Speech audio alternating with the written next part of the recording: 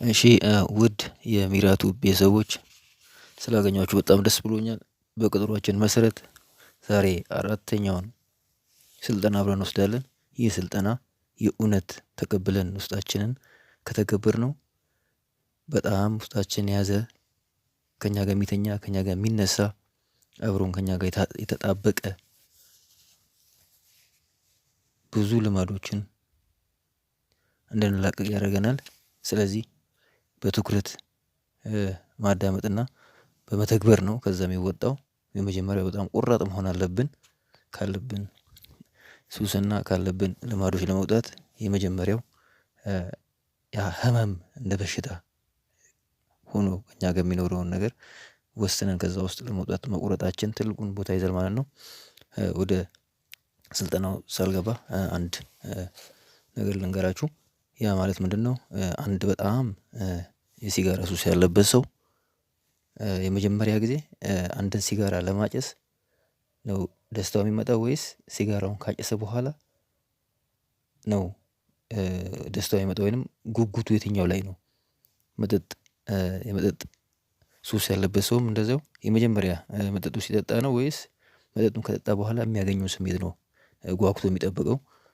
እንደዛው ደግሞ አንድ በጣም የጫት ሱስ ያለበት ሰው ጫቱን ገዝቶ ሲቅመው ነው ወይስ ጫቱን ከቃመ በኋላ ያለውን ስሜት ነው ጓጉቶ የሚጠብቀው? ይሄን እስቲ ራሳችሁ ሁላችሁም ይሄንን ጠይቁ፣ ራሳችሁን እንድትጠይቁ እፈልጋለሁኝ። ሌላው በጣም ሱሰኛ የሆኑ ሰዎች ትኩረታቸው የተበታተነ ነው። አንድን ስራ ይጀምራሉ፣ ከዛ በኋላ ደግሞ ያን ስራ ሳይጨርሱ ሌላ ስራ ይሰራሉ። ስለዚህ ትኩረቱ ይበታተናል በጣም ሱሰኛ የሆነ ሰው። ሱስ የሚያስይዙ ነገሮች በሙሉ ሳቢ ናቸው። ያ ማለት ምንድነው? በቀላሉ እንድናገኛቸው በቀላሉ እጃችን ላይ በቀላሉ በቅርበት ስለምናገኛቸው ሳቢ ናቸው። ወደዛ እንድንሳብ ያደርጉናል ማለት ነው። ሱስ እያባበለ የሚያስጀምር ከዛ ውስጣችን ገብቶ የሚጎዳ ነገር ወይንም የሚያዘን ነገር እሱ ነው ሱስ የሚባለው ማለት ነው። ስለዚህ ከሱስ ወይንም ከልማድ ለመውጣት ሁለት አንኳር ቁልፍ የሆኑ ነገሮች እንዳሉ ማወቅ አለብን።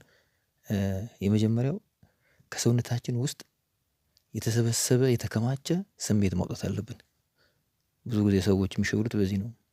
አንድ ነገር ለመተው ይወስናሉ፣ ግን ውስጣችን ያለውን ስሜት ሳናውቀው ይቀርና አብሮን እየኖረ ከውስጣችን መውጣት ሳንችል አብሮን እንኖራለን ማለት ነው።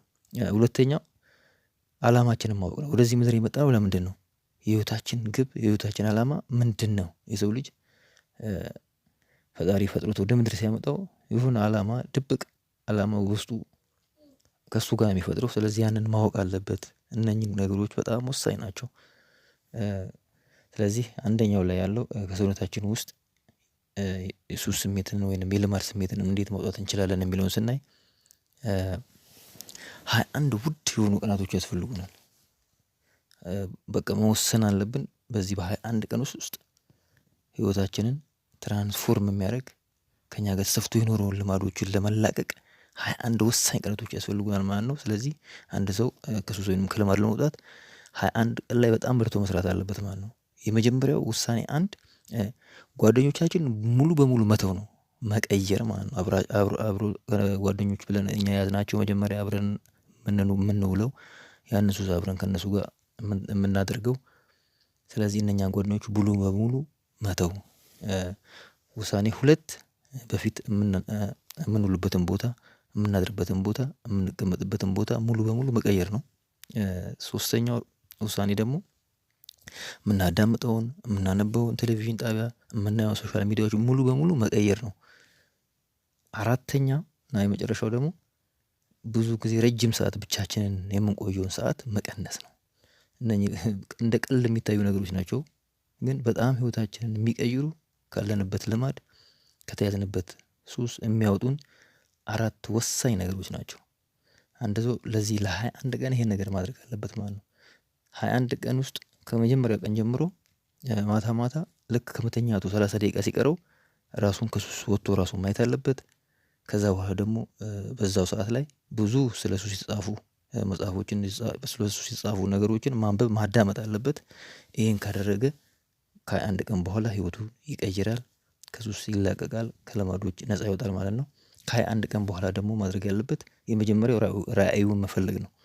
አንድ ሰው ራዕዩን በደንብ ቁልጭ አድርጎ ካወቀ ደስ በሚል ሁኔታ ከዛ ሱስ ተመልሶ እንዳይመለስበት ስለሚያደርገው ማለት ነው።